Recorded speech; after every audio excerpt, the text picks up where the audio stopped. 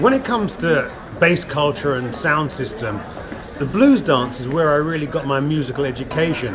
And these were house parties that were really created out of necessities back in the late 50s and 60s by my parents' generation. I mean, in Jamaica, they obviously had parties, but the people were relatively free and they partied under the stars. But in the UK, they were basically strangers in a strange land.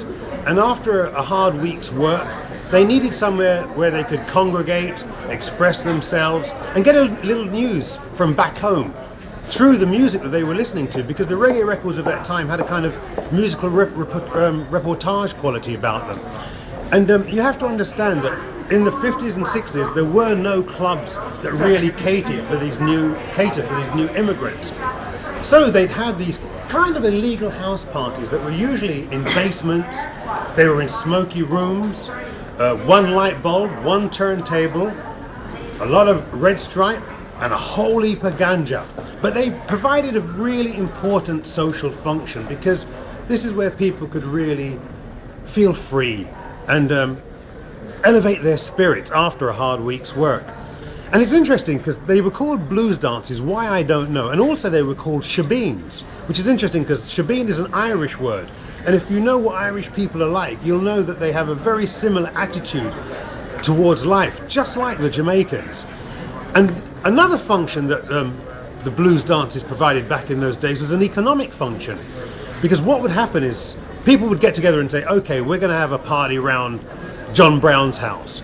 Everyone would pay a fiver to get into John Brown's house, and at the end of that session, John Brown would have some money to either feed or clothe his family or pay the rent.